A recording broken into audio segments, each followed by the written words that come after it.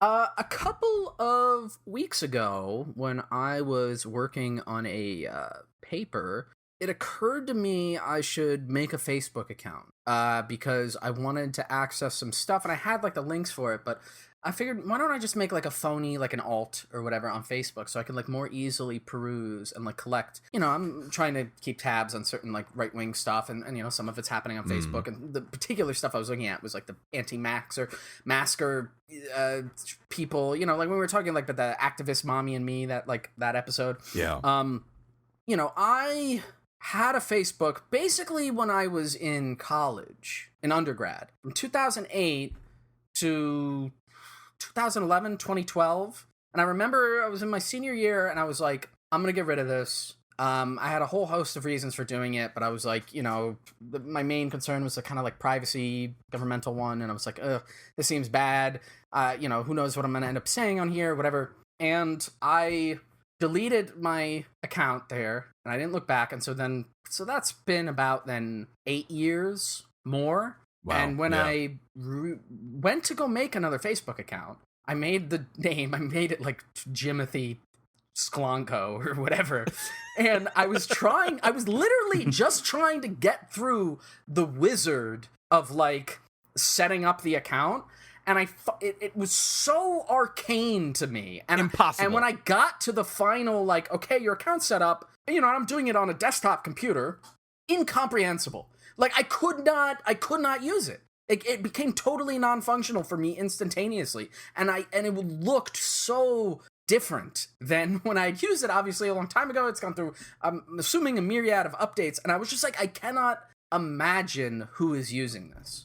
Like, regularly. Like, who is regularly using this? It was fucking mind-boggling to me. And I don't mean that in, like, a punitive, like, cultural way. Like, oh, I'm much better than you because I don't... like, who gives a shit? Obviously, I'm fucking addicted to Twitter. But, like... this particular platform, like, the design of it was so fucking... It was like, when we were young and the internet was fairly new, the public internet, there was that, like, era of, like, the pop-up ad. Remember that? And it was like, there was like that early era of just like fucking constant pop-up ads. And then, the fucking ad blocker stuff got added and all these things got integrated. And then, advertisers worked into different ways to sneak their ads onto now they're so much things. Better at it. Right, exactly. But there was this like annoying feature of like the fucking reactive pop-up ad. No matter what you did or clicked on, there would be like new windows and stuff. And that's what I felt like looking at the Facebook. It was like, oh, we've come full circle. Like this behemoth. The UI is just, I don't know. Maybe you guys, if you're versed in it, I suppose, and you use it every day, it must be legible. Like, you must be able to use it. But I just literally could not figure out how. It's the logical conclusion of, like, a monopoly.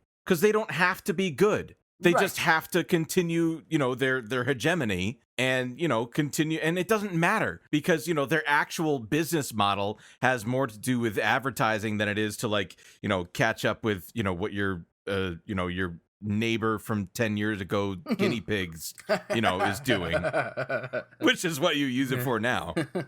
Or like liking the photo of somebody that you met at a party once in college, like freshman year, because they were visiting a friend from back home. And that's what Facebook is for.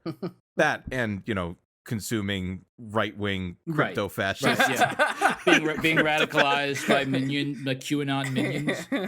Yeah, minion I mean, memes. Chris, you obviously, at least in the medium past, have had success in traversing the hellscape of like right-wing spaces and stuff on Facebook. I mean, surely you found it legible at a user level, and I hope you don't mind me saying so. You're sometimes technologically challenged, so absolutely 100%. Yeah, so, but you are able to use the site. I think that the mobile interface is right. I guess that's perfectly probably user friendly. Yeah, I don't find like the Twitter web version to be like particularly legible or user friendly.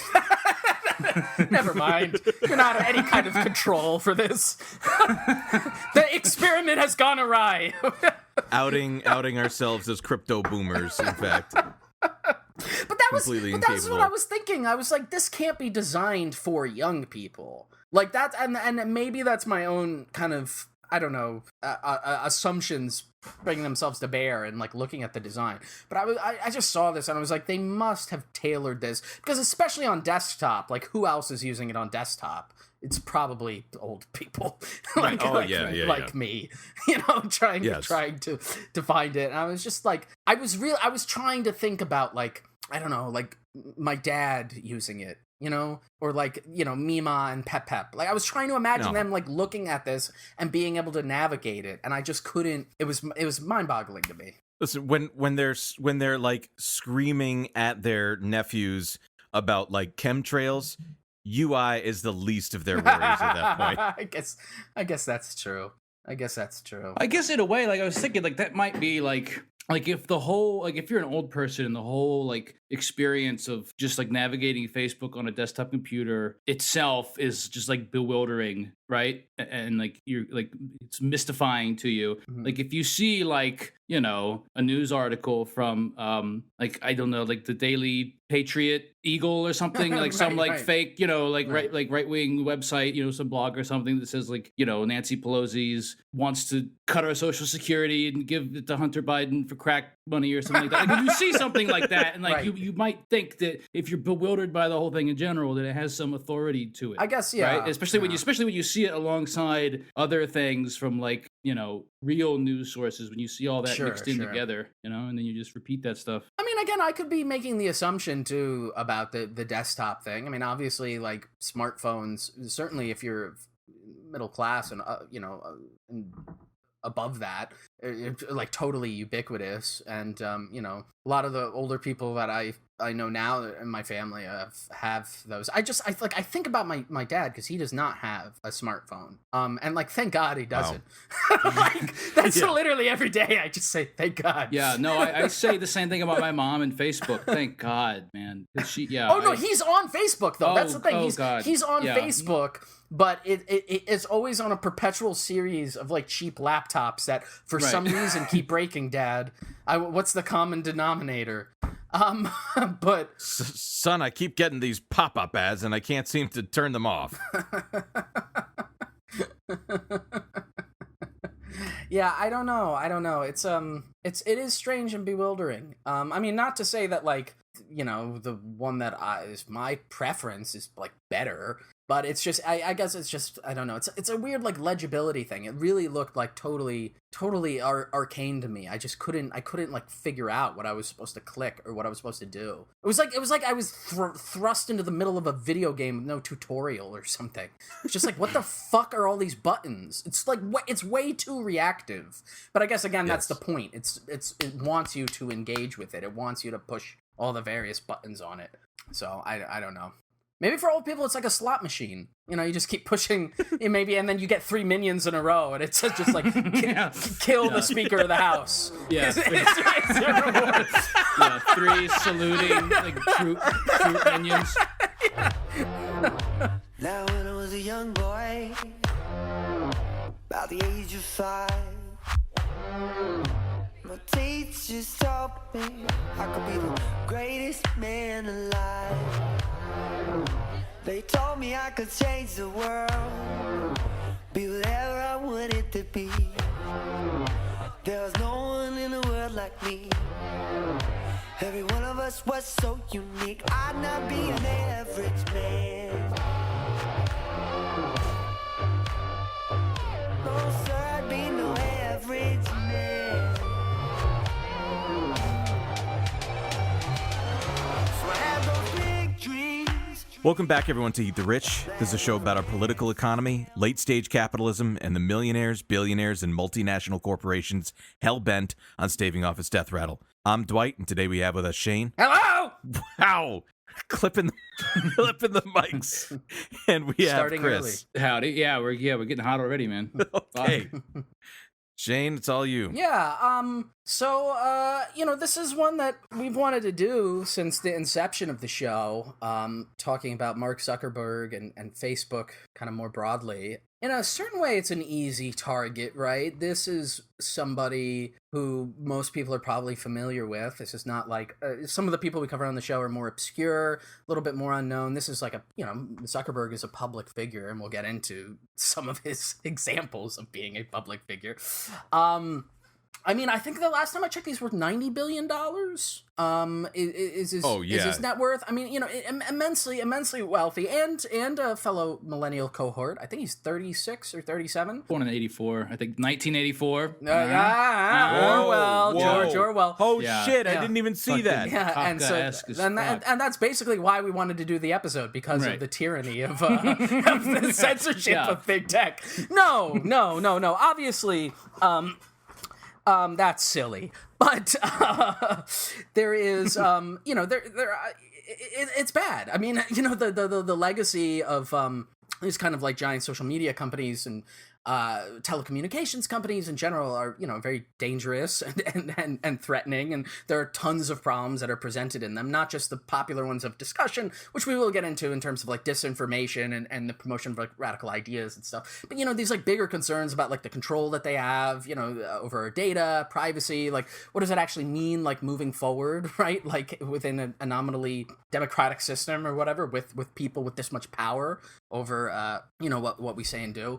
And so I thought it would be valuable to talk about it. And I will say also that, I'll go over first, like, his kind of, like, early life a little bit and the beginning of the company. Because he's such a public figure, a lot of this is very well trod. And I wouldn't be surprised, if you're listening to this, you're probably familiar with a great deal of the content of the the Zuckerberg myth, I guess you'll put it. I mean, very famously, there was the 2010 movie directed by Fincher and written by Aaron Sorkin, the Social Network. Ooh, yeah. Have you guys seen that? I never Yeah, saw definitely. it. No, I definitely never saw it. I saw it when it came out. Weirdly enough, I did not see the movie, but I read the screenplay before it came out.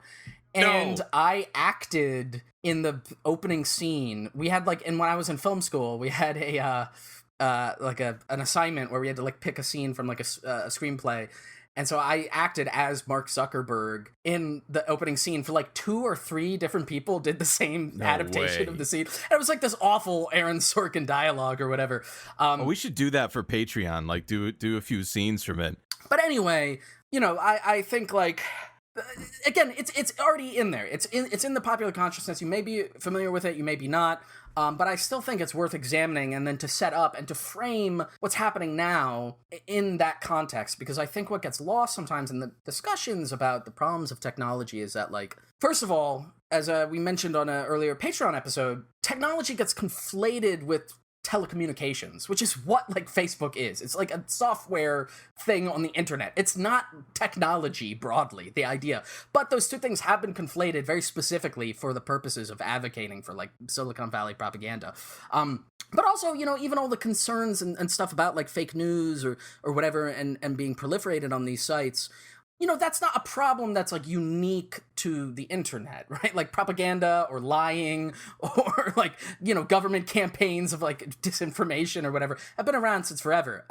The question is, how do these actors in this space who have immense power and immense wealth act? Like, what do they do? How do they engage with it?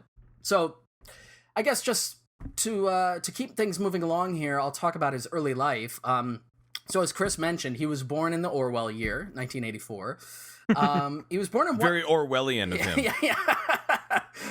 in White Plains, which is in Westchester, which oddly enough is very near to where I went to film school. So that was a weird little connection point for me. And he grew up in Dobbs Ferry. And so he grew up in like an upper middle class family. His mom was a psychiatrist and his dad was a dentist. And if you're from the tri-state area, you kind of know like Westchester is kind of the, it's like the richy rich area, like north of the city, where, a lot of Clintons grace us with their presence in Chappaqua. Right, exactly. Yeah. It's the wealthy estate version of New York City. But, a lot of his early life is tangled up in the myth about him, and it's not dissimilar to the myths that we talked about way back when with like the fucking Waltons in the first episode, or any of the other this like entrepreneurial spirit thing where like the whole thing is like his dad taught him Atari basic programming in the 90s when he was like a little kid, and they had home computers. And so Zuckerberg, when he was like a teenager, made this program called ZuckNet, which allowed all of the computers in his house and in his dad's like dental office to communicate with each other. It was basically like an early AOL instant messenger kind of thing. Oh god. But it was called Zucknet. And so, Believe people when they tell you who they are. he was like, he was like a computer nerd kind of kid. A lot of the things about him always mentioned that he was like obsessed with Civilization as a kid, like the first iteration of that video game. Which I think at least 2/3 of this show can very reasonable. Yeah, very appreciate. reasonable thing to be. Yeah. He had a Star Wars themed bar mitzvah. That's fine. So again, He was Darth Vader. Well, he was Zuckus, the bounty hunter. he was Glup Shitto. So the whole point of me bringing this up, right, is like he was like a computer whiz kid and nerd growing up, right? And so both of those ideas are things that are simultaneously celebrated or mocked by the popular press and discussions around Zuckerberg and Facebook and that whole kind of wave of like Silicon Valley guys. I was about to say Silicon Valley. I was channeling a different episode in my head. But like, besides, just the aesthetics of nerddom, I think the important takeaways from that stuff from his early life of being like hyper-focused and like kind of having these nerdy niche interests, right, are two. And those are like, first, it's the demystification of the idea of like Silicon Valley, college dropout, genius, entrepreneur, which is the same with like fucking Sergey Brin and Larry Page from Google and a bunch of others, right? He started it in his dorm room. Right, exactly. Right, with the loan from his dentist father. Right, that's the point I was getting to. Because it's not by some unique genius that they became rich, but it's as a result of cribbing already existing ideas and then putting them together, and albeit like maybe a more intuitive or, better looking package. And again, even though he might not have grown up uber rich, he was still coming from a point of like privilege of living from an upper middle class family. Oh yeah, that like he could learn computers in the 90s as a kid. Like not everybody had that kind of access to those things. And then the second point in terms of like the nerd stuff is that, again, nerds now are in the mainstream culture. They're sort of like a celebrated figure on the one hand, but then, then there's also like the just general like mocking, like the old, like we need to bully nerds or whatever. For me, the more important thing is that like, when you look at like those niche subcultures, what's really critical, especially thinking about like what these platforms are and who created them, is the consideration of stuff like gender, race, and class, right? Well, I think which will become more evident as we move into the next portion of his life, which is college. And this is the one that, if you know stuff about Zuckerberg, you probably know this. He went to Harvard in 2002 for his undergrad, and he was studying psychology and computer science. He was like in frats and stuff, but he was still like, a computer nerd. And so in 2003, after being scorned by some romantic interest, and the details of that are always kind of unclear. And there's one version of it in the movie, there's other in different biographies, and it's never entirely clear. But something happened where like he didn't get a date, or somebody broke up with him, something along those lines. And he got drunk one night, and he developed the first iteration of what would eventually become Facebook, which at that point was a website called Face Mash. And so this was basically a hot or not type of game that would show pictures of two female students at Harvard, and then you're supposed to pick which one was more attractive. And then all of the pictures twisted. Would be ranked over time depending on their relation to one another, right? So it would have like an ongoing list of all the people that were ranked, based, with matchups between the two of them. It's like an A/B test, but it aggregates with the others and within relationship to each other. Right. And so to give you an idea of like what his mental state was like while he was doing this, he had these blog entries. He had a blog, and he wrote these blog entries as he was developing the website. So this was on the night. This was at 9:48 p.m. and it reads, "I'm a little intoxicated, not gonna lie. So what if it's not even 10 p.m. and it's a Tuesday night? What? The Kirkland dorm Facebook." He's badass, man. Honestly, dude. I was going into this thinking he was a nerd, but that's really cool. The Kirkland Facebook, and I'll explain what is meant at that point by Facebook later, is open on my desktop, and some of these people have pretty horrendous Facebook pics. I also want to put some of these faces next to pictures of farm animals and have people vote on which is more attractive. Then, a little over an hour later, 11:09 p.m., yeah, it's on. I'm not exactly sure how the farm animals are going to fit into this whole thing. You can't really ever be sure with farm animals. But I like the idea of comparing two people together. End quote. Ooh. So, besides obviously this being rooted in a kind of weird voyeuristic ogling misogyny thing, right? Yes. There is a big question of privacy at the start of this, which I think also continues to this day, which is where did Zuck get the pictures from that were populating this website? And so, way back in the day, universities used to have these internal registries, like these directories, where you could look through them, and they would have like contact information and pictures of students. And sometimes, depending on the university, they might also have like staff or professors. It's like a catalog of like who is at the university. Sort of like a localized Yellow Pages or White Pages type thing. And because they were mostly like portraits when you open them, these were like physical books. They were called Facebooks. You know, face in the book. Sure. Obvious. Sure. So then at the turn of the 21st century, a lot of the larger, more resource-intensive universities started moving those directories online. And so they would have these online Facebooks, right? That would just have a list of people and their contact info, a picture of them. And at the biggest ones, like Harvard, they would be even further localized, like to specific dorms, like who lives in this dorm, what's their phone number, what room they're in, whatever, that kind of stuff. And so there's a bigger point in there right now, but back to the story, right? So these pre-existing Facebooks were where Zuck pulled the pics for this Face Smash Hot or Not site. And so as the legend goes, when he launched it that night, it instantly became so popular. Like he sent it to a couple of his friends and then they spread it around. And so many people like logged onto it and were using it that it like fucking overloaded the bandwidth of Harvard's early internet thing, and it like shut down the internet for the campus for one day. That's like the big legendary thing. Like, oh, he made something so cool and popular, it like shut down the internet. This was like in the era of like fucking landline shit, where it would probably take 7 hours to look at like one picture of somebody. You can't use the internet because your mom is on the phone. Right. He made misogyny so cool, right, he broke the internet. Right, exactly. And so then he took it down, and he basically got reprimanded by the school.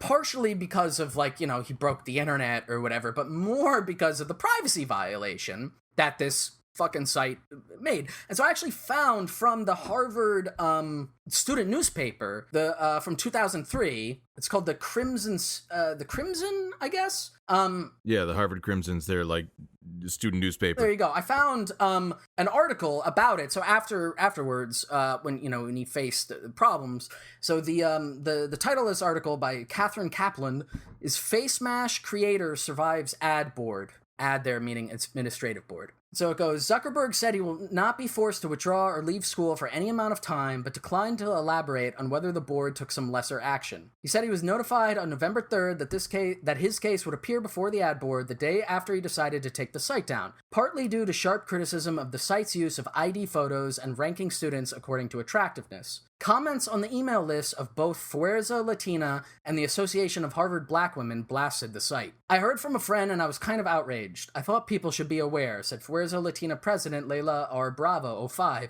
who forwarded the link over her group's listserv. Zuckerberg said that he was aware of the shortcomings of his site and that he had not intended it to be seen by such a large number of students. Quote, I understand that some parts were still a little sketchy, and I wanted some more time to think about whether or not this was really appropriate to release to the Harvard community, Zuckerberg wrote in an email to the Crimson earlier this month.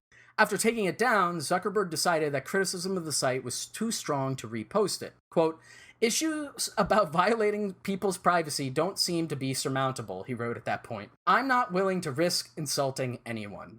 End quote. It's just, sorry if you're offended, is what he's saying. Right, exactly. And so the point of spending so much on this particular episode of Face Mash is that this short-lived and crude iteration of what would eventually become the social network dominant site of Facebook highlights a number of core issues at the very heart of like the philosophy behind it and the kind of motivating stuff behind Zuckerberg to begin with. So like first, as noted, you have like the misogynist element, right? And this is not to say that like the idea of social networking is necessarily inherently misogynistic, but this was created in a way to satisfy particular like voyeuristic male gaze, again, fueled probably by like this nerd-like vengeance wrath, like, oh, she won't go out with me. I'm going to compare her to a dirty pig. Like, and I think ultimately what it shows is that, like, again, technology, whatever its form, is not independent of its creators, right? It's not like a neutral filter that you look through, and even baked into this ranking thing is this weird desire to reduce qualitative judgments about, like, good and bad, or, you know, in this case, physical beauty, right? To render that into, like, data and then rank that and have that somehow be indicative of the overall importance or value of it, right? And the values that you bring into the development of software or any other technological design are ghosts in the machine. Like, they hold in, like, those ideological things are present, right? And then secondly is this issue of privacy. And so the pictures that FaceMash used were being listed, but they were not open and available to repurposing. And there's a distinction, and I'll get into this a little bit more, between, like, what does it mean when, like, data is public versus when data is, like, published? Like, those are two different things. But, like, theoretically, this information was, like, available, but he, like, literally just hacked in to the existing things and stole the pictures and put them up onto his site. And so, you know, whether, you know, there's another question about, like, maybe giving your pictures to begin with. Okay, that's the moral argument that is always made in defense of these companies. But he did this without consent, right? It's just a question of, like, taking the shit and then putting it up. And this also gets into the idea as well that, like, none of the ideas that he ever has are new. None of these things are ever new. He's taking existing information from places, you know, and the desires and the kind of, like, social connection, whatever. That's not new. None of this is new. Like, even the name Facebook isn't new, right? Like, it's literally taken from the fucking thing, right? So it's all just shifted and recombined into maybe a more accessible package. And then the last thing that I think is really important about this FaceMash episode is that, like, the brazenness of it and then getting away with it. And that was why I wanted to read that piece from the Crimson, because it just showed, like, you know, there was kind of a threat he might get expelled, but then he didn't. And all he had to do was take the site down, something that he worked on one night while he was drunk, that he didn't necessarily care about. And I do think that, you know, this feeds into eventually what would become his personal motto and then the Facebook motto, which is move fast and break things. Right? Which is just like, just do shit, which is another way of saying, like, act first, apologize later. Which, you know, again, if there's no consequences to that, you know, maybe that's also because of, like, the privilege that you have is, like, a white guy, a white affluent guy in an elite university setting. Like, of course, you're gonna get, like, a slap on the wrist. I imagine if you were maybe a different person doing a slightly different project, you might have actually gotten expelled, right? But in any case... And it also shows, like, the complete disregard from the criticism of the Latin and Black women's organizations. Right, exactly. It's like a dismissive, like, oh, sorry, I didn't mean to offend you. Well, it's like, the reality is, like, you didn't think about it. Which, again, gets into the ghost of the machine thing, right? Which is the main problem behind a lot of the fucking Silicon Valley shit, right? Is, like, there's no thinking behind it. It's just like, oh, let's just do something that I think is fun and not think about what the consequences are. And I should also mention, too, like, that to me also reads like a great example of white fragility, because it's also like, oh, I didn't mean to offend you. Oh, I feel so bad. Right. If I had known that it was going to be bad, then I would have never done. That's not who I am. I didn't mean to do anything like that. Right, and recall too that the original impulse was to compare pictures of women to farm animals. So to pretend that, like, that I don't mean this to be offensive at all, it's just bullshit, right? Even if he believes it, it's just total bullshit.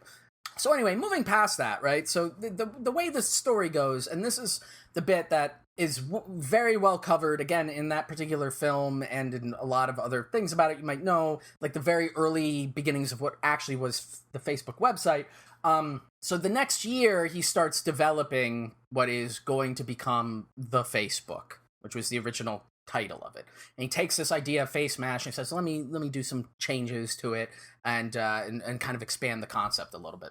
And so the story goes that, like, at this point, he was approached by 3 other Harvard students. This one guy named Divya Narendra, and then these 2 identical twin brothers, Cameron and Tyler Winklevoss. Or Winklevoss. And amazing. If you Who look is at so them, funny to me I it's- don't even know why. if you look at them, It's hilarious. they were also both on like the rowing team at Harvard. Right. And interestingly, Right. They're like it's like the Krasensteins. Yeah, They've got the like- same vibe. Yeah, it's yeah, very weird. later the 2008 Krasensteins. in 2008 they competed in the Beijing Olympics on the American like rowing team, and you know, again, there's something you can tell by the name. There's something Habsburgian going on if you look at pictures of them. That's all I'll say. But so those three guys came to Zuckerberg and were like, we have a pitch for a website called the Harvard Connection, which would be like a college social network for Harvard to set people up to date each other. And we liked your face smash thing. Would you like to code for it? And Zuck says, okay. And he has this like long back and forth with them about like pitching different ideas and doing different stuff. And at some point during that process, Zuckerberg is like, I just want to make my own thing. But he doesn't tell them. So while he's telling them that he's working on their idea, he just builds his own website. And then without disclosing it to them, he launches his website, which is thefacebook.com. And eventually this then leads to like a big lawsuit and a fight between all of them. And I'll talk about the results of that later. But for the meantime, in 2004, out of his dorm room, he launches the Facebook with a few other people they knew through Harvard. And so when it was started, it was only for Harvard. Right? And the idea was, again, sort of similar to the original university Facebooks, this would just be like a Harvard directory that people could use to connect with each other, hook up, whatever. And then he slowly starts to roll it out to other schools over the course of a few months. And as it starts to grow in popularity, he realizes that this has the potential to be like a big hit. And so he drops out of school and he moves the company to Palo Alto, California, which is in Silicon Valley. Mm-hmm. So he drops out in his sophomore year of college. And then here is like where the big shift happens. And both of these are just extreme things of luck. But in the summer of 2004, the two big things is first, Sean Parker, the co-founder of Napster, stumbles onto Facebook almost by accident. It was like his roommate's girlfriend was using it because she was a university student. And he looks at this and he's like, this is fucking awesome. And so he pitches himself as like, I know a lot about tech, bro, because like I did Napster, right? And he like somehow fucking weasels his way into Zuckerberg's like little group of people, and they restructure the company with Sean Parker as president. And among the different ideas that were credited to him, he had a bunch of things of like making it more user friendly or whatever. But the big one was like drop the and just make it Facebook. And everybody was like, wow, this guy's a genius. Fucking bullshit. The second one, and this is the much bigger one, is that Sean Parker brings in the first outside investor into Facebook, who is none other than friend of the show, Peter Thiel. Yes! So little recap, and we will do a standalone episode on him at some point, but Peter Thiel, the guy who co-founded PayPal with Elon Musk back in the 90s, and he was like one of the early .com bubble billionaire, or millionaire guys at that time, like an incredibly rich, successful guy just off of that one project, and so then he had money to throw around. And so I'm going to read, just to give you a little flavor of that and what kind of energy that brought to the company, and again, how the issues that we're dealing with now with this company are endemic to its very inception and creation. This is an article I found from an Australian site called The Age, by Tom Hodgkinson, just called Why You Should Beware of Facebook. And this is from 2008. So this is a few years after its founding, but it's still when it was in its infancy, relatively. And so there's a lot of stuff about Thiel in here. So I'm going to read from this. Thiel is widely regarded in Silicon Valley and in the U.S. venture capital scene as a libertarian genius. He is the co-founder and CEO of the virtual banking system PayPal, which he sold to eBay for $1.5 billion, taking $55 million for himself. He also runs a $3 billion hedge fund called Clarium Capital Management and a venture capital fund called Founders Fund. Bloomberg Markets magazine recently called him one of the most successful hedge fund managers in the country.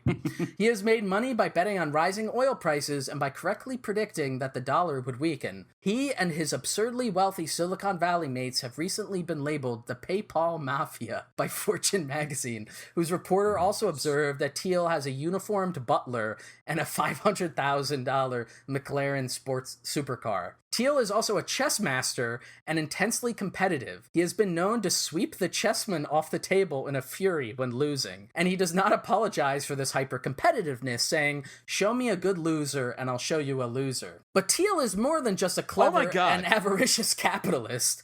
He is a futurist philosopher and neocon activist. A philosophy graduate from Stanford, in 1998, he co-wrote a book called The Diversity Myth, which is a detailed attack on liberalism and the multiculturalist ideology that dominated Stanford. He claimed that the multiculture led to a lessening of individual freedoms. While a student at Stanford, Thiel founded a right-wing journal still up and running called the Stanford Review. Motto, Fiat Lux, let there be light.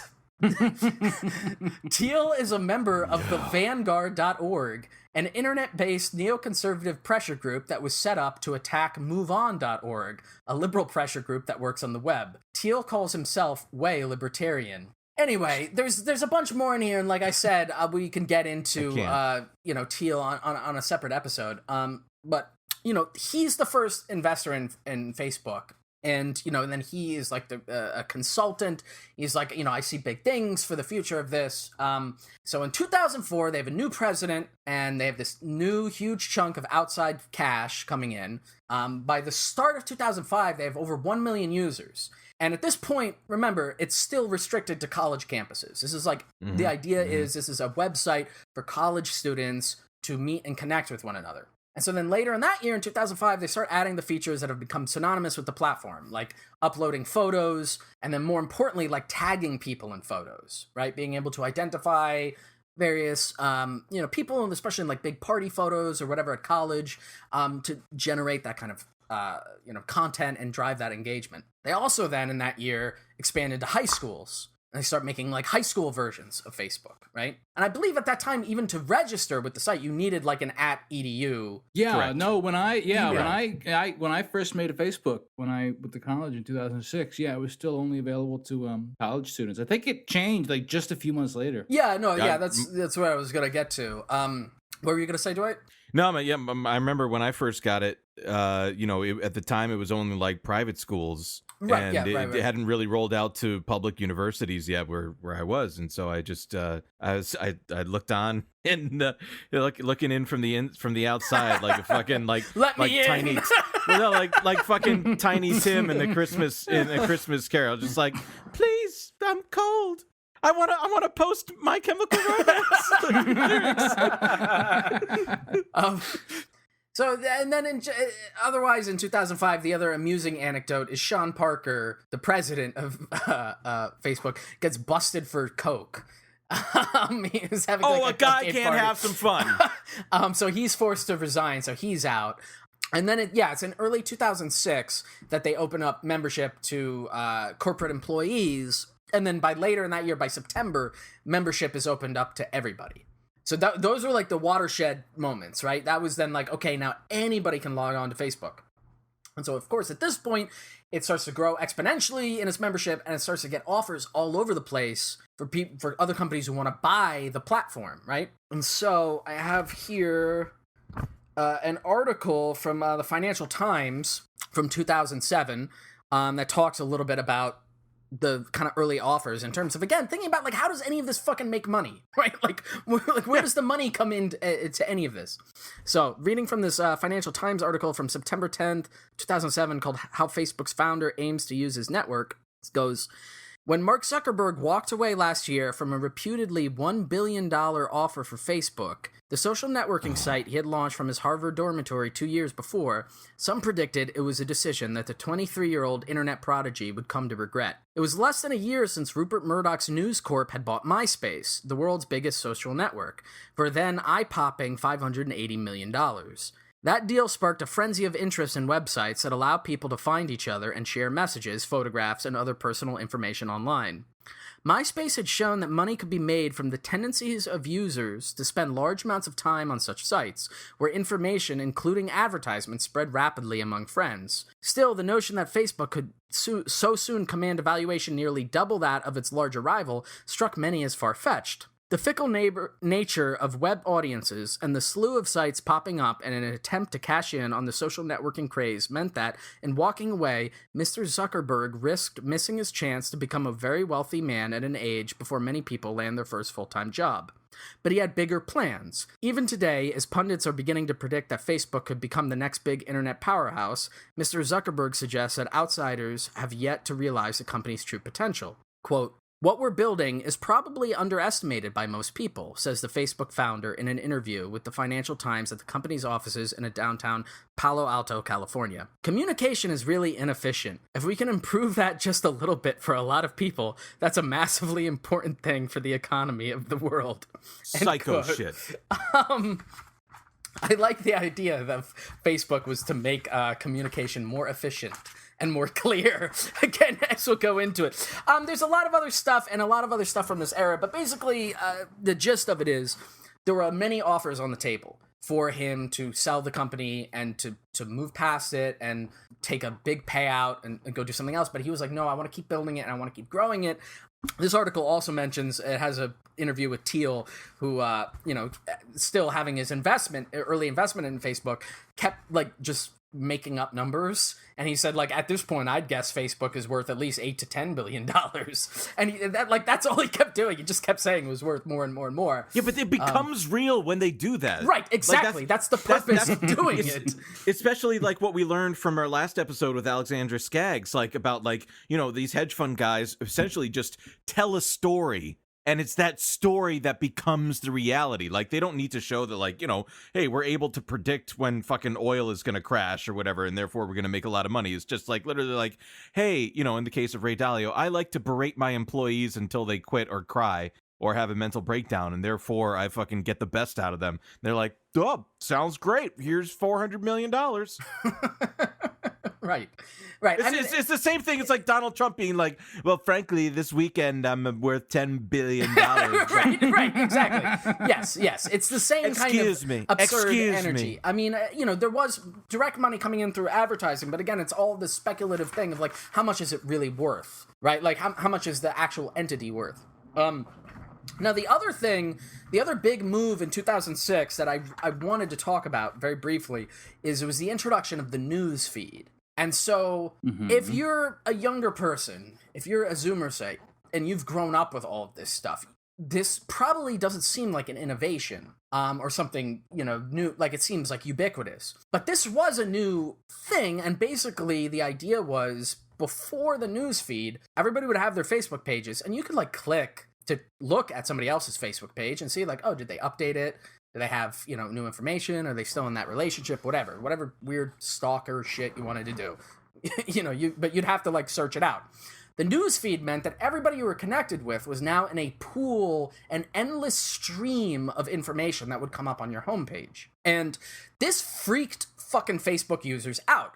It's so much so that immediately after it was released, Zuckerberg posted on his public blog a thing that was titled "Calm Down, Breathe, We Hear You," and then he proceeded to lecture everybody who was mad about it. That's what you say to a coal miner that's trapped in a collapse of a mine shaft. So he then proceeded to lecture all the users who were concerned about this new feature on the topic of the free flow of information on the internet and why it was important to be so open and everything. But I want to read this a little bit from this piece by Dana Boyd, the internet researcher, way back from 2008 when she's talking about the new introduction of the newsfeed, and it's called Facebook's Privacy Train Wreck: Exposure, Invasion, and Social Convergence. And just very briefly, this little passage, because I think it sums up what the problem is, and again, it ties back to that issue of privacy that started way back when with the face mash thing, right? So from Dana Boyd's piece, written here, Mark Zuckerberg has repeatedly stated that his goal is to help people share information more efficiently. By aggregating social information and broadcasting it, news feeds takes what people can access and places it at the forefront of their attention. Zuckerberg claims that no privacy was compromised in the process, and from a zeros and ones perspective, this is true. Yet privacy is not simply about zeros and ones. It is about how people experience their relationship with others and with information. Privacy is a sense of control over information, the context where sharing takes place, and the audience of who can gain access. Information is not private because no one knows it. It is private because the knowing is limited and controlled. In most scenarios, the limitations are often more social than structural. Secrets are considered the most private of social information because keeping knowledge private is far more difficult than spreading it. There is an immense gray area between secrets and information intended to be broadcast as publicly as possible. By and large, people treated Facebook as being in that gray zone. Participants were not likely to post secrets, but they often posted information that was only relevant in certain contexts. The assumption was that if you were visiting someone's page, you could access information in context. When snippets and actions were broadcast to the newsfeed, they were taken out of context and made far more visible than seemed reasonable. In other words, with newsfeeds, Facebook obliterated the gray zone. End quote. And so what I think is really fascinating and interesting here, and she uses another example in here of, like, imagine if you're in a club or a bar, which I know now is, like, in the far distant past, but imagine you're in a bar and, like, there's loud music playing, and I'm with Chris, and I turn to Chris, and I'm trying to tell him something, about, I don't know, one of the weird things we talk about on our show, and it's really fucking loud in there, so I shout, like, "Hey, Chris, did you hear about what the Nazis did this week?" And as I do that, the music cuts short, and now I've shouted this into an empty room, and everybody looks at me and goes like, "What the fuck?" Right? That's the distinction that is made there, right? Like, I did not intend to, like, shout that to everybody. It was just by mere happenstance, right? It was a shifting of expectations of the space. And that's what Facebook did with the news feed, and essentially laid the groundwork for all further social media to do that. That's why we have the endless stream and the endless scroll, right? Where you're just constantly seeing shit that's, like, totally out of context, right? And so there's a lot of things you can extrapolate from that, right? Like, it, first of all, like, it allows people to, like, walk into circles and see things that weren't intended for them out of context, right? What does that create? That creates, like, the fucking constant reaction, or the weird state we're at now where everybody's just, like, fucking quoting each other, being like, "Yeah, fuck you," like, constantly, right? Like, that's built into the nature of how that feed works, and that's a design choice. That's not inherent to social networking or whatever. That is a specific design choice that they went with. But anyway, it continues to grow. Eventually it quiets down. Everybody gets resigned to using it in this particular way.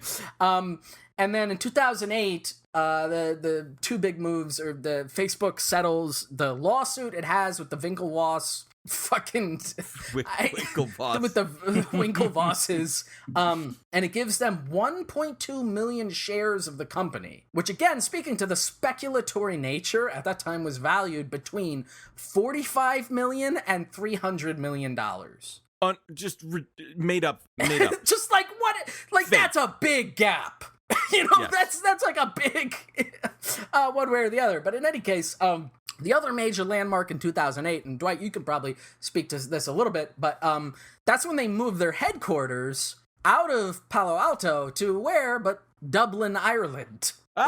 Interesting choice to suddenly move this burgeoning company before they do their, like, IPO, which then a few years later they do in 2012. The Facebook finally goes public.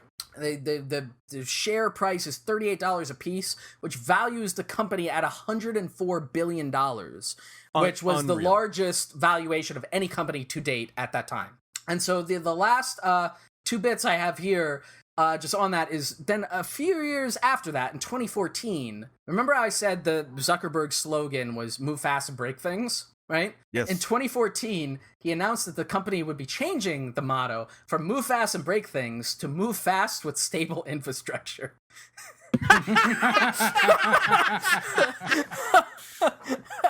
What a joke. Isn't that pretty good? Well, like, when you're an upstart and you're trying to challenge the fucking system and you're punk and cool, it's like, yeah, let's break everything. Now suddenly, my company's worth $100 billion. All right, everybody, let's slow down a little bit and think a little bit more intelligently about what we're doing.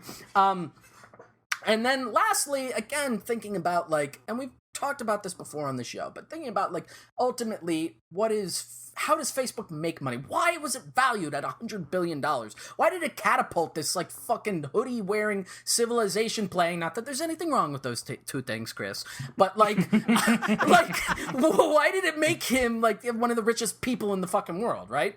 And to go back to that Tom Hodgkinson article they wrote, just one little paragraph here sums it up. Clearly, Facebook is another uber capitalist experiment. Can you make money out of friendship? Can you create communities free of national boundaries and then sell Coca-Cola to them? Facebook is profoundly uncreative. It makes nothing at all. It simply mediates in relationships that were happening anyway.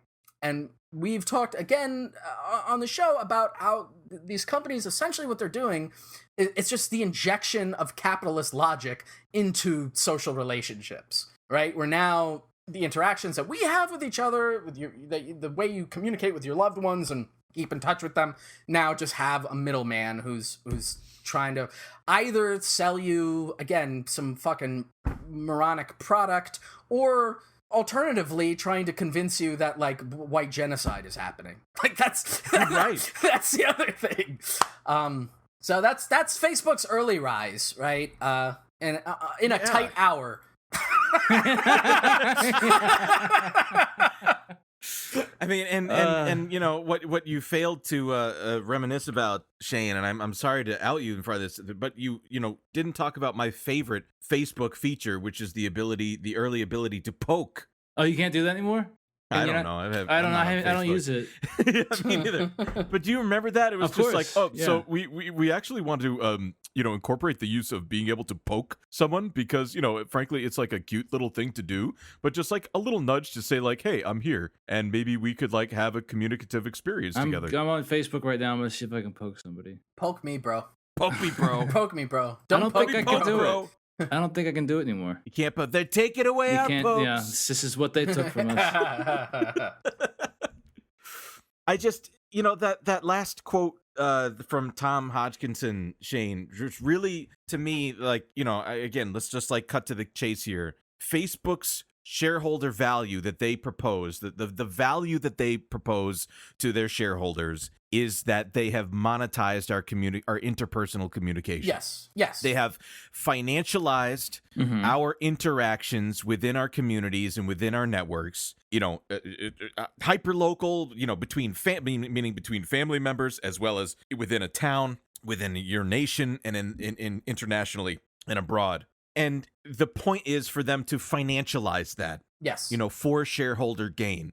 And I like, again, the things that we heard about just now, you might not be strangers to them, but the point is for us to understand like the kind of, I don't know how to put it, but just like morally bankrupt methods that they have normalized for themselves and have normalized for Silicon Valley and as a business model in general. I mean, the point of, and as we'll get to talking about in a moment, like the point of advertising is to change your behavior in some way. And when they are making their dollars off of your interpersonal connections and like you said, Shane, injecting themselves as a middleman, right? As yeah. As a monetizing middleman in between you and the most intimate portions of your life. That's a very scary thing, especially to a for-profit entity, a private non-governmental entity that completely outpaced the ability of regulation to regulate those portions of our life. And again, the motivating factor behind it was move fast, break things, and like the first investor was a guy who eventually went on to say that like there should be like a fucking neo-monarchy in the United States. Just the most insane fucking right-wing libertarian, like through the fucking abyss kind of like neo-reactionary shit. And think about that just even as simply as in terms of, that you are, your thoughts and your worldview are very much extrapolated from your peers around you. Right. And if this kid, this like weird kid, and one thing I was struck by what you were talking about, Shane, is like, I know this kid. Do you know what I'm saying? Like the kid at the end of the hall in the dorm that like everybody knows is weird. You know, like, you know, the Winklevoss would have, you know, if they had the nomenclature that we have now, they would have looked at him and be like, look at this fucking beta male. You know what I'm saying? Like, you know, the weird kid at the end of the hall. And for the record, too, when he says, like, I got drunk and I was doing whatever, he had 2 Keystone Lights. Like, come on. He wasn't, he's an asshole, and it's not because he was drunk or because he was drinking. It's because he's a weird misogynistic kid that would, like, I think if he were a kid that were, and this is all speculative and parody and non-actionable, please do not sue us, Mark Zuckerberg.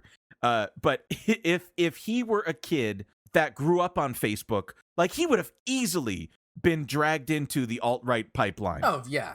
You know what I'm saying? Like, because that misogyny metastasizes into racism and xenophobia, and, you know, eventually the kind of, like, you know, a kid like that would have fallen victim to the kind of right-wing grifters that make their money from the clicks that they get on Facebook, you know, by, you know, and move forward their right-wing agendas. And in the case of, you know, the biggest early investor, you know, had an explicit right-wing agenda. Right, yeah. Yes. No other way around that. So, you know, one of the things, there's 2 kind of big things that I wanted to talk about in regards to Facebook. And, you know, I think when we think about these kind of large institutions that now exist and that we use to interact, you know, in a lot of different portions of our life, you know, instead of, you know, we would have interacted interpersonally, like literally person to person, you know, now we're interacting on this kind of like medium that's being monetized. But I think one of the things that we want to think about is, like, there may be a lot of social utility that can arise from this. Unfortunately, because under capitalism, you know, the point of an enterprise like this is to monetize portions of your life and then funnel that money into as few hands as possible. Mm-hmm. And one of the things that I think is overlooked with Facebook is, and I'm glad you alluded to this, Shane, is their business model, and I mean, like, literally how they have their corporate structure. And what I'm going to illustrate in a second is, you know, one of the things that has been very popular. We've talked about this on Pfizer, excuse me, on our Pfizer episode, which is using this double Irish arrangement, as it's known. But I mean, long story short, incorporating yourself as a company. Watch yourself now. All right, I'll show you a fucking double Irish arrangement right here. No anti-Hibernian rhetoric on this program, folks. But you know, a corporate structure that is meant to starve us, you know, the working class, the American workers that are you know, that are our lives are being monetized, are meant to starve us of even the tax revenue of the money that they're making on us. And so, unfortunately, I could not find any current figures on this. So I'm relying on some data that's a few years old. But here's, I'm reading now from a Bloomberg article from June of 2017 called "The 50 Largest Stashes of Cash Companies Kept Overseas." And I'll just cut right to the chase. And this was as of June 2017. And obviously, they've grown much, much bigger since then. But at the time, they were stashing $32 billion overseas. $32 billion overseas, so as not to incur any you know, taxes on that money. And I'm going to further kind of bolster this and have kind of explain how this is operationalized. I'm going to read here from the Institute on Taxation and Economic Policy from a May 2018 article by Richard Phillips, who's a policy analyst there. And I'm just going to read it here a little bit so you understand kind of how this works. In recent months, Facebook CEO Mark Zuckerberg has been hauled before lawmakers in the United States and the European Union, which Chris will talk about in a moment, to respond to criticism of the company's privacy policies and sharing of user data. Now, the company's dodgy tax practices are facing increased scrutiny from even more, and an even more important source, some of its own shareholders. In advance of its annual shareholders meeting on May 31st, Facebook was confronted with a shareholder resolution asking it to endorse a set of principles to guide its tax policy and to ensure that such principles consider the impact of its tax strategies on local economies and public services. The resolution is a signal from a group of concerned shareholders that Facebook's tax avoidance hurts its reputation, the companies in which it operates, and creates a financial risk to the company's shareholders. So it says here, and I'll try to keep it only to the the salient portions here, but it says the concern is primarily due to revelations that the company has aggressively shifted its profits into offshore tax havens. In 2010, Facebook transferred the rights to its online platform and marketing intangibles, quote, marketing intangibles. Basically what that means is the bulk of what they do, to Ireland, a known tax haven also used by other rich tech giants like Apple and Google. Transferring its intellectual property into Ireland allows the company to avoid paying billions in taxes by shifting royalties from across the world into a country where it is only required to pay a trivial amount of taxes on these earnings. And I think it was like 2 to 3%. And, even in America, the corporate tax rate was lowered under Trump to 21%. Right. Just to give you an idea of scale, right? The initial success of this strategy was demonstrated by the fact that it reported $12.6 billion in revenue in Ireland, on which it paid just $30 million in taxes. And I'm going to go ahead and do the math for us on that. That is a tax rate of 0.2%. Now, as workers, the three of us, we pay, let's just ballpark it. What do you budget in? 30% in taxes about a third, on your income tax for income that you earn. And Facebook here, this giant behemoth, which doesn't have to pay for a fucking, Metro card or a car payment or, all that shit things that we struggle with. It's paying only like 2.3%. Yeah, but Dwight, you got to imagine the bean bags in the lounge room. Those run between 50. As an organization, we should probably start buying some of those so we can write this off. I gotta say the tax evasion stuff, it leaves me a little conflicted because on the one hand, obviously that money should be redistributed to the American taxpayer, right? And sure via all the various social programs. But on the other hand, the fact that it's located in Ireland, I also I feel like Ireland should be able to take that $30 billion or whatever and use it to conquer England. I don't know. I they should buy a couple of very useful aircraft carriers or whatever from the United States. Eat the Rich coming out as Irish reunificationists. This is not a coming out moment. This is a reaffirmation, a restoration, if you will. Oh, that's good. Of the Emerald Isle. So, whatever, cut all that. No, we're all in Sinn Féin. Shane Féin. I'm sorry. Please. No, it's good. So, yeah, I mean, look, there's a few different articles that I see here that are explanatory of this, and it's pretty fucking sick. But just to reiterate some of this, and I'm reading from another Bloomberg article from 2010, in fact, and it says here, Facebook, the world's biggest social network, is preparing a similar structure to Google's that will send earnings from Ireland to the Cayman Islands. There you go. According to companies' filings in Ireland and the Caymans, and to a person familiar with its plans who has probably since been executed, allegedly. Just kidding, Carrie. A spokesman for the Palo Alto, California-based company declined to comment. The tactics of Google and Facebook depend on, quote, transfer pricing, paper transactions among corporate subsidiaries that allow for allocating income to tax havens while attributing expenses to higher tax countries. So understand what that means. It's like, hey, for our incredible windfalls, we're going to barely pay any taxes on them. But, for our expenses, we want to write those off in higher tax countries. Such income shifting costs the U.S. government as much as $60 billion in annual revenue, according to Kimberly Clausing, an economics professor at Reed College. Facebook is making use of the double Irish arrangement, which allows it to pay about 2 to 3% corporation tax on all international revenue. And this was the main tool which U.S. multinationals built up an untaxed offshore reserves of $1 trillion from 2004 to 2018. Now, just think about that for a second. So that's $1 trillion, in a period of 14 years or so. Even if that $1 trillion, I'm going to see if my fucking calculator can even handle that. Hang on, I think I'm three digits short here. Even if that was taxed at the corporate tax rate of, 21%, and I got to turn my fucking phone sideways to figure this one out.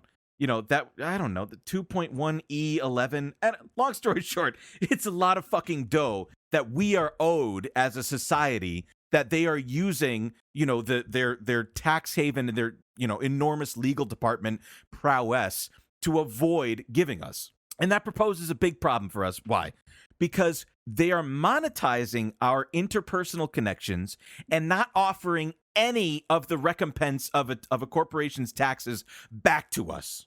So when we talk about, and we talked about this in the Patreon episode for this week as well, about how we look at our crumbling infrastructure.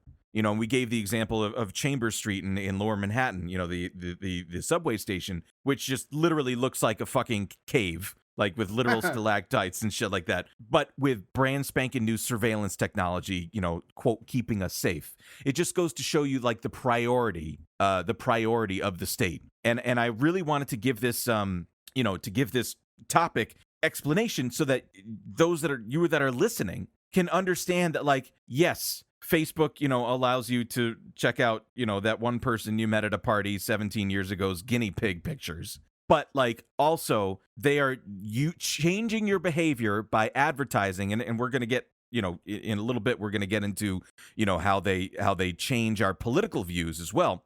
But they are not even like using the tax. They're not even giving us the tax revenue from that stuff. They're extracting all this value from us and giving no benefit back. Mm-hmm. So I think, given that, I think one of the things that we really want to kind of get into as well is kind of what are the large political implications that come from this.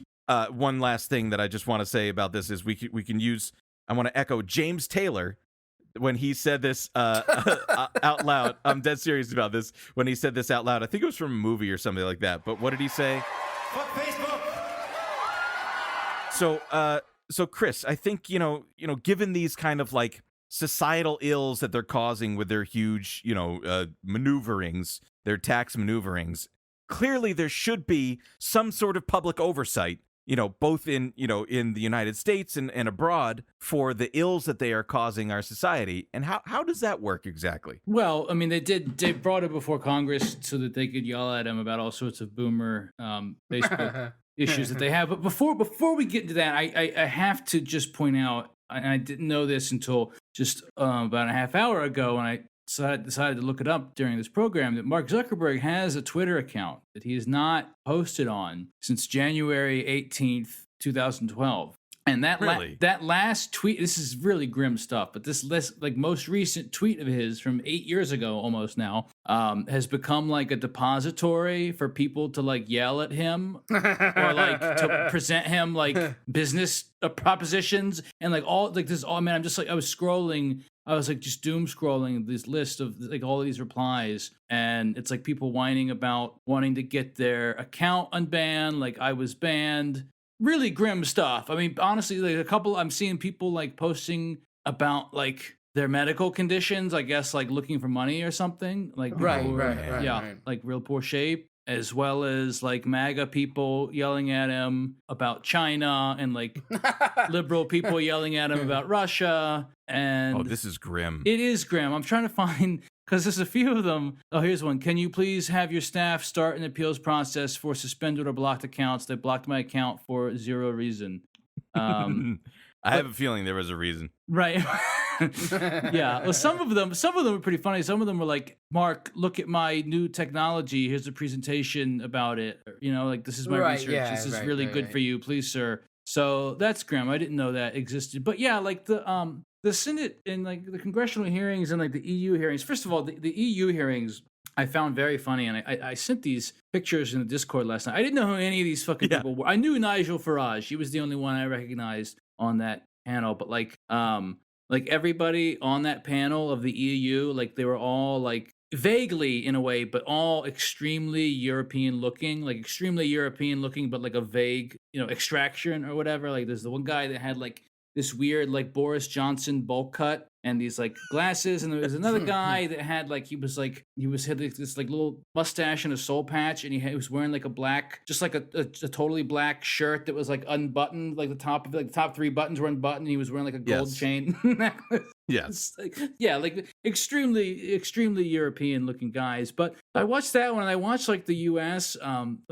Congressional committee hearings, and it's just like, again, it's so funny too. Because like if you look at, like, everybody has a reason to hate Facebook. Like everybody's politically, like everybody, whatever politics you have, like there's some criticism to be made of Facebook, and they're all there's some overlap, but largely they're like vastly different. And so like all of these, what these congressional hearings, seem to be to me, rather than, I mean, there were some things about, obviously this is a monopoly. I don't think anything's ever going to be done about that. But mostly, like, what they brought him before, like, the Senate to do was just to have, like, a bunch of, like, boomers with Facebook accounts yell at him about, like, conservatives yell at him about, like, people get banned. Like, when they, like, I just said that the Tree of Liberty should be watered with blood of Nancy Pelosi, and they banned me. They censored me. So like that's what all the Republican guys were like. They were like hounding him about censorship, and then all, of course, the Democrats were like hounding him about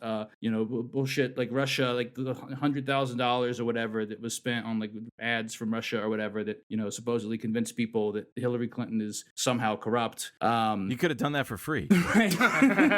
Yeah, but no, it's funny too, and again, I think that's also very reflected. Like if you look at I don't know if you guys stumbled upon the criticisms of Facebook Wikipedia article, but it's literally, if you pull it up, it has the longest table of contents I've ever seen on any I'm serious, any Wikipedia article ever. I couldn't believe how long I was scrolling down it. And it's all sorts of stuff from conservative criticisms and like liberal criticisms and oh my God, left-wing criticisms as well. Yeah. It's really something. They got everything here. Yeah, it's like a general store of like bad things. Right, but like like you mentioned earlier, and I'm glad you mentioned it. I think we definitely talked about the same kind of concept in our early episode about Google, in that like the way that capitalism is constantly going to be seeking out new ways to like financialize different sections of life, right? Like, I mean, from like financializing our time as for labor and turning proper the earth and the ground, everything into private property, and then like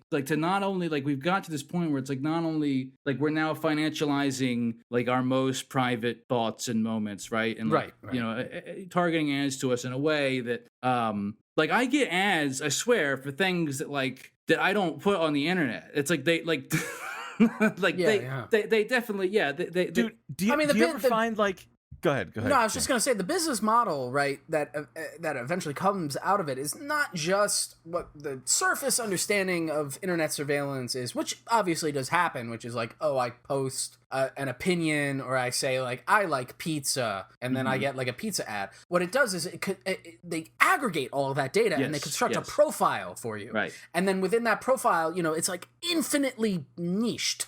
It's like, it's so micro-targeted, which is the whole point. Then also the other end of it, which is the micro-targeting of advertising, right? Which is then they find, okay, we're going to guess you are between this age range. You are probably this ethnicity and this gender. And we are going to, based upon that, and you're in this location. And based upon that, we're going to run that through our fucking Vulcan supercomputer, which is just a guy that they have at Facebook. It's submerged in a tank, like no, and he is the guy that like every particular individual interaction that goes on that website, he's the one that decides that like on the spot if he's going to like ban you for being Republican. Like it's one person, exactly, who's making it's that Minority Report, and they're in like a giant egg in water, and they just have a million little tiny wires connected into their body, and they're processing all posts at all times. No, but it is just the construction of that profile that like you were just saying, Chris, where like you don't even post that exact thing, but then you get an ad, because you're suggesting a certain feeling or like a certain emotion. So rather than to bring him before Congress, and like rather than to like really address these like very good critiques of their whole system, because to do so would be a critique of capitalism itself, really, they basically just yelled at him about all their various like old person computer problems, and it's entertaining. There's good clips. I mean, he's just a weird fuck, obviously. Oh man, I mean, those the gifs that came out of that, of like just him staring with his dead fish eyes, and his absolutely bizarre haircut. Like, I can't even tell if it was just like his hairline was receding, and then he just like had like a toddler like give him a hairline, or like with a flow beat or something like that. But it was absolutely the worst haircut, like literally, like for a guy that's worth $90 billion, it's some strongly unsettling aesthetics from the guy. Although I think I might request, a lot of the crazy hypocrisies that came out of the actual, testimonies and stuff. But I think it might be productive to maybe if you could play the clip of AOC grilling him, where he asks, she asks him like, who fact checks Facebook, and if one of them is like the Daily Caller. So I don't remember everything that was in the question. That's all right. I'll move on. Can you explain why you've named the Daily Caller, a publication well documented with ties to white supremacists, as an official fact checker for Facebook? Congresswoman, sure. We actually don't appoint the independent fact checkers. They go through an independent organization called the Independent Fact Checking Network that has a rigorous standard for who they allow to serve as a fact checker. So you would say that white supremacist tied publications meet a rigorous standard for fact checking? Thank you. Congresswoman, I would say that we're not the one assessing that standard. The International Fact Checking Network is the one who is setting that standard. It's funny, I watched so many of these videos last night, like speaking of like the advertising algorithm. I watched so many of these videos of him last night on YouTube that like now I'm getting suggestions for like Elon Musk funniest moments. Oh yes. No, There it is. no, Yeah, there's several no. like the thing, like if you try to watch these, if you try to like go on YouTube and like look for videos of his like testimony, like there's many of them. I think most of them are like right wing compilations, right? Like Republican senator owns Mark Zuckerberg, Right, and it's like one of those guys who Howley. It's Josh Howley. has like a fucking pince nez, and he takes it off, and he's like, I say, how come is it I forget my password? Mr. Zuckerberg, I used to get DMs from my grandchildren, and I no longer get the messages, and just somebody at Facebook is deleting them before I could get them. I suspect that China is involved in it. I think what's also disturbing, and firstly, within this episode, there's just too much to cover. Absolutely, There's simply just too much to cover, and absolutely. this is not at all, meant to be like a comprehensive critique. I mean, like you said, yeah. Chris, there's an enormous thing, but I think what's important, especially as we're looking at what happened at the Capitol building with this an armed insurrection. A lot of the radicalization, especially of like the fucking boomers that only really know how to, navigate this bewildering platform. A lot of the radicalization happens on Facebook. You get these ads sent to you by like, Patriot News 123.biz and shit, and it's a lot of stuff that ends up, linking to these far right, shit. And especially even like for, things that are supposed to look a little bit more benign, like, health journey sort of stuff that ends up kind of being misdirecting you to conspirituality, and, mothers group stuff that will bring you to anti-vaxxer, literature and, ways to warp you like that, or even just like chemtrail stuff. I mean, again, the point of advertising is to change your behavior in some way. Mm-hmm. And so, it's no surprise that it's ended up that there's a lot of, right-wing malactors that have a vested interest in changing your behavior, in a world that is, continuously behooving the richest people in our society. A right-wing agenda, a popular right-wing agenda, is an extremely important tool for the capitalists, the oligarchs, the plutocrats, whatever you want to call them, to stop armed insurrections from going and finding them in their homes and separating their vertebrae. You know what I'm saying? Because there's very much historical precedent for that. And when people are aggrieved by their material conditions, in ways that we're seeing right now, especially heightened during in a pandemic, it's extremely advantageous for right-wing malactors to take these to take these platforms and manipulate them to their advantage. And of course, an incredible example of that is in Brexit, right? I mean, we don't have time to go through the whole Cambridge Analytica thing, but yada yada yada. It was this weird little app that was made to like take your profile, and it was only like a handful of thousands of people that used it. I think it was like 50,000 people or something. But in a weirdly poetic harken back to how Mark Zuckerberg had kind of broken into Harvard's own Facebook and taken that information. Basically, the gist of it is that Cambridge Analytica used this little app to then get access to the networks of all of those people that use this weird little app. So from 50,000 came a data grab, essentially, of 87 million individuals. And that data and firstly, Cambridge Analytica was owned by, friend of the show, Robert Mercer, far right-wing, extremely rich individual with a real chip on his shoulder for right-wing stuff. I mean, that's his shtick, is to like fund these terrifying think tanks, that move forward a fascistic agenda, but also that was used that information was used basically to target people that had coal miner, ex-coal miners in Wales or something like that. And of course, the famous thing that came out of it was this big, Cambridge Analytica data scandal, and the journalist in question, Carol Carol Cadwallader, and no, nobody gets this. I mean, the Welsh certainly do. Oh, right, of course. But, the point of it is that, people that were, found by Cambridge Analytica to be susceptible to being swayed to vote, for the Leave Party. And again, that's, that was spearheaded largely by Nigel Farage and Boris Johnson and stuff. They would get things in their Facebook ads that were like, the Turks, Turkey is going to join the EU. And do you really want your destiny to be controlled by 70 million Turks and stuff? Turkey was not joining the EU. There was never a discussion for them to join the EU, but this is the sort of misinformation that was disseminated on Facebook, and that platform was used by right-wingers.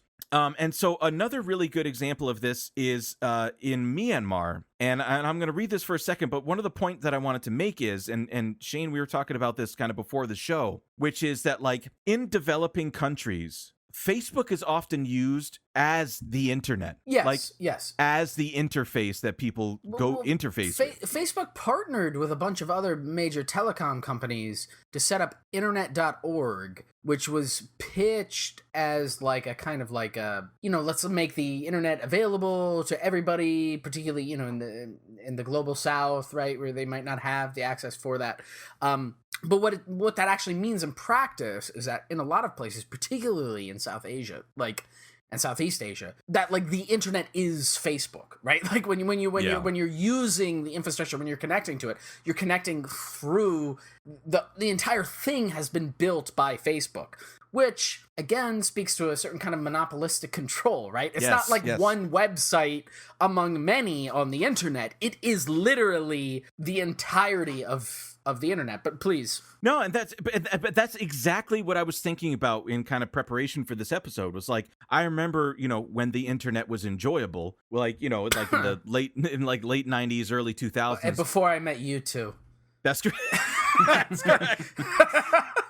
But like, you used to go to a bunch of websites. Yeah. And you would like talk to your friends and be like, hey, I found this cool website. Now, and this speaks to like the monopoly of Facebook, like, who is Facebook's competitor? They've bought fucking Instagram and stuff, Twitter is not the same thing. Anyway, who is Facebook's competitor? But we only go to like 4 websites. You know what I'm saying? You don't go to a variety of websites. Which is the actual, even if it's not the stated, that is the actual end goal of the libertarian dream. Is not a plurality of a million different independent websites. It is like a fucking series of monopolies where there's like 4 places that you end up going, and Facebook happens to be one of them. Exactly. And like, that's the other thing too. I mean, like, Facebook is used as a platform onto which a bunch of APIs plug in. And in fact, I'm dying to do an episode on this, and talk about Lyft at some point. But if I'm not mistaken, the founder of Lyft kind of had a proving ground for the model. This guy named Green, I think, was the founder. And he was like in Zimbabwe studying abroad. And he was like, oh, people need cabs. And I'm going to create an API that plugs into Google's interface, of which,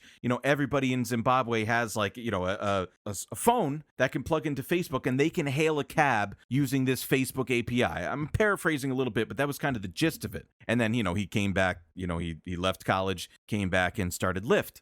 Which is, the same thing, hailing a fucking cab. But the point is like it's all funneled through this. So how does this play out in kind of human rights disasters across the world, and especially with the Rohingya people in Myanmar? So I'm going to read here quickly from a November 2018 article in the New York Times by Alexander Stevenson called "Facebook Admits It Was Used to Incite Violence in Myanmar." So I'll just read a little bit from here, and it says, Facebook has long promoted itself as a tool for bringing people together to make the world a better place. Go fuck yourself.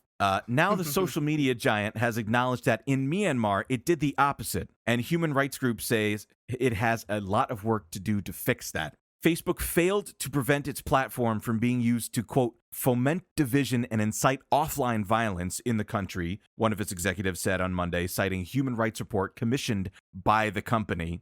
We agree that we can and should do more, the executive, Alex Warovka, a Facebook product policy manager, wrote. He said also Facebook would invest resources in addressing the abuse of its platform in Myanmar that the report outlines. The report by Business for Social Responsibility, or BSR, which is based in San Francisco, paints a picture of a company that was unaware of its own potential for doing harm and did little to figure out the facts on the ground. But the report fails to look closely at how Facebook employees missed a crescendo of posts and misinformation that helped to fuel modern ethnic cleansing in Myanmar. Now, I just want to stop here for a second and just think about this for a second.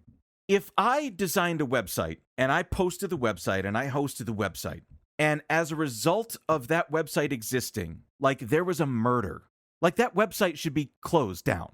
Like if one person died, like that website should end. Do you know what I'm saying? Like if I created, fucking Patriot News 123.biz and I said something on it that incited somebody to go to the Capitol, and as a result somebody died, right? Because they got tased in an unfortunate area or whatever the hell happened. Like I would be arrested by the FBI or at least interrogated or something like that. But like this is literally genocide in Myanmar, and Facebook was used as a platform to foment these kind of ethnic cleansing notions. And yet, what they did, and I'm going to skip down here, was like they made a website that was called, I'm trying to find it, but it was like Social Responsibility 1 or something like that. And it says here, it's absolutely crazy. God. Yeah. 2 years after the 2016 election, the United States put the company under heightened scrutiny. Facebook has introduced a series of experiments meant to address the problem of misinformation on its platform. It has also set up fact-checking groups and altered its advertising practices to bar those who seek to spread false news. Yeah, how the fuck did that work? But the company still faces scrutiny from lawmakers who say it is not doing enough. In some countries, Facebook's experiments have helped to amplify fake stories, while its slower response in other developing countries, such as Sri Lanka, has allowed rumors to spark violence. Facebook has also faced sharp criticism for being too slow to act in the Philippines, another country where its ubiquity has led to become a platform for spreading hate speech and false information. And this is wild. In Myanmar, and this is exactly what the fuck we were talking about. In Myanmar, Facebook essentially is the internet. Yes. And by some extension, the only source of information. For some 20 million people, according to BSR's estimates, mobile phones sold there already have Facebook installed. I don't want to belabor this because we're obviously running long on time and everyone here is, properly demoralized, probably exhausted at this point. But the point is, when you have this centralization, which is hilarious because the entire premise of the internet in the first place was to decentralize information and make it like, safer. And it was you would find your own little niches and stuff like that. But now, the internet in itself sucks. It's not even half as fun as it used to be, where it was like this process of discovery. Now when the product is free, you're the product. And, we're just being sold and monetized, based off of our profiles to advertisers. There's literally each one of our profiles. And I know Facebook does this even for people that don't use Facebook. They have like unique advertising identifiers for you.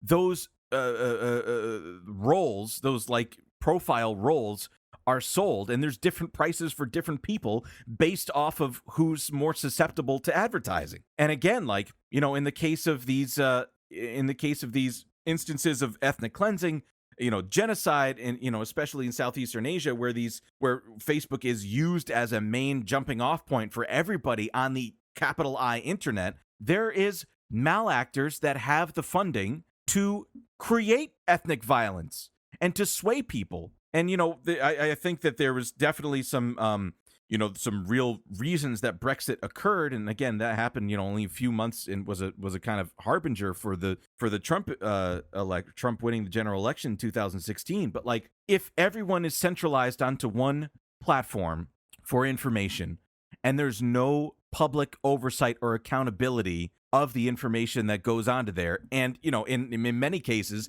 the regulators that are supposed to be regulating this are actually recipients of donations from Facebook, then we don't have a fucking chance. We don't have a chance on that. Yeah, I mean, just to kind of close that thought out, Facebook could be, just people writing things to each other, as we do as humans. But that's not a business model, right? A business model is advertising to the people in order to sway their behavior towards a private interest, period. One thought I would like to throw in here as well, in terms of thinking about the kind of public forum political discussion stuff as it relates to social media and some place like Facebook in particular, is that, like, at least in the United States in the last couple of years, right, where there has been this torrent of kind of this like moral panic about fake news and the proliferation of conspiracy stuff online, right? There was a period, especially in and around the 2016 election, in which the focus was this image of like dark corners of the internet, right? Like these are the secret places, these anonymous forums. And friend of the show, Becca Lewis, who we had on to talk about like YouTube and Dennis Prager and Prager University way back when, she wrote about that at that time, and around like 2018, that like in relation to YouTube, at least, that a lot of the really dangerous actors who are in this space, who are like proliferating this kind of propaganda, are not just anonymous accounts in like niche forums. Like, they're on the front page of the biggest websites. And so, and I think that logic could extend to Facebook as well, right? Like, and even Twitter, right? But just in the context of this episode talking about Facebook, right? Like, it has this huge user base, and it has this like glitzy, nice interface, or at least it did. I can obviously, when I tried to look at it, I can't fucking figure it out. But it like looks like a legitimate website in some conception of that, and that's where those things are happening. So certainly, at least if you're focusing on that, if you're thinking about that, right? If you're thinking about like the dangers of, again, this kind of vague concept of disinformation or fake news or whatever, the focus can't be exclusively on like these weird areas of the internet that only the hyper online know about, right? Like, this is like on the front page, which is why in the case of something like QAnon or any of the other variants of that, it's like, Mima and Pep are like fucking looking at it, right? Like, people who are not plugged in, like people who are looking at the Minion memes, it's front and center, and it's part of the capitalist apparatus. It's not separate from it. It's not like a insurgent anti, even if it presents itself that way, it's using those very platforms to do that. I guess I would ask, to you guys, I mean, what is a potential resolution for this? like, what would we do with Facebook if we nationalized it? Because at this point, it's too big to just like go away as it is. But if it is this, large sort of utility, should not that be the ownership publicly owned and therefore publicly regulated? What could we do with that information? And I guess the scary thing too, though, is like, we saw, I don't mean to introduce this, but anyway, we saw Facebook deplatform Trump and a bunch of QAnon and right-wing shit last week, right? Could they have done that if it was publicly owned because of the First Amendment? Maybe not. Like, how does that figure into it? I think that's a problem that we would need to kind of figure out, right? I'm getting a strong shrug from Shane. Yeah, I mean, I think that there's maybe a different set of priorities here. I mean, if you want the real answer, it's obviously like. All right, that's for tomorrow. Like that's okay. That's the obvious answer. Damn. I can't say that on the show. We haven't had a good bleep in a while. How about this? Chris challenges Mark Zuckerberg to a game of Civilization. I don't know, man. And every time Zuckerberg builds something, he pillages it in the game. In the game. It's okay, I see where you're going with this. In the video game, Yeah, he right, pillages it. And then goes into his as an actual person, All not in a right. video game. That's for tomorrow.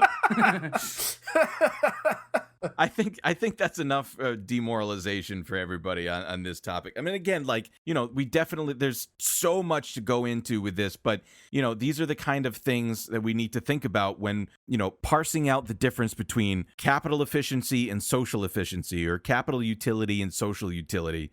Like, is it socially useful to allow an advertising platform for, malactors and right-wing, interests to radicalize people on this platform openly? No. What happened? People stormed the Capitol, and Facebook was an enormous disseminator of this bad information. So, we cannot move forward as a society without this being addressed in some way, I think, is the thing that we can say publicly and without bleeping it. But I ask everybody to read in between the lines. Yeah. It's fucked up what you said earlier, Dwight. What did I say? Oh, no, that was the thing that we had to bleep that you said. That was I'm fucked the up. good boy. I'm the good one. Nah, no, it was... Chris, wasn't that like a bit over the line? Yeah, it's fucked up, man. Honestly. Oh, I'm so down this fucking rabbit hole of the replies to this Mark Zuckerberg. I can see that. It is so grim, dude. It is so grim. That would be, again, to return to the old bit we used to do on the show, that would be the penance for Mark Zuckerberg. He would first be stripped of all of his wealth. Facebook would be nationalized and then just fucking liquefied and just destroyed. Wow. And he would have to be put into the mind egg from Minority Report, hooked up to 1 million different tubes, and each one of them is just injecting a different response to that one tweet. And he has to personally craft a response to each one. I think it should be like Bruce Almighty, where he has to like respond to every single prayer and accomplish it. But instead, it's just like people trying to pitch him like it's Uber, but for it's Uber, but for genocide. Here's or a good. whatever. Here's a good one. Better restore Alex Jones' account. Lawsuits are coming. Nice. Oh, that's a goodie. Oh, all right, man. I think we should call it here before we say anything weird. All right, yeah. Good night, everybody. Stay cool. Friend me on Facebook.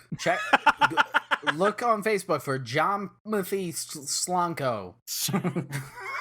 Is that Polish? Yeah. Okay. Yeah. Stay cool. Goodbye. Bye-bye.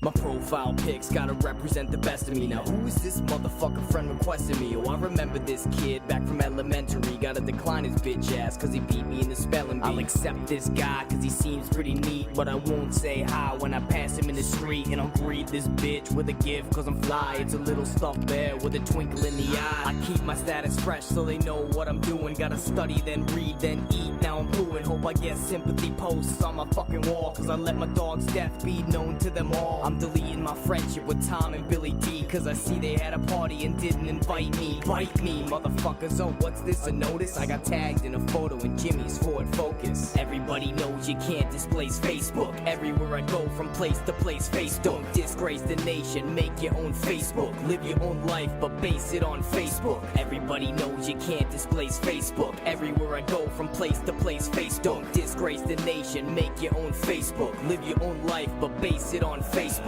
Make my day, make me feel so glad when that lower right corner got a little red flag.